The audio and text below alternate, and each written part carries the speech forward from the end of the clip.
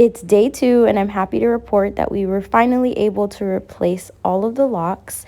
Today we were mainly focusing on prepping the walls in the hallway, so I went in and started spackling all the holes, removing all the fixtures, and also removing the trim. The trim was actually very fun to remove. We just used some pry bars that we picked up from Home Depot, and Michael was a huge help on this one, so thank you, babe. I found this gigantic hole for the air filter. I didn't know if it was normal, so I just took a video. Let me know, is that normal? I went ahead and started also cleaning the walls with some degreaser.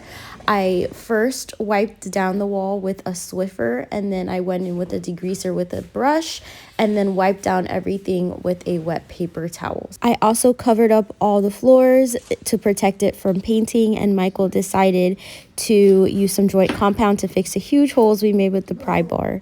Day 2 was very productive, so stay tuned for day 3 where we start priming and painting.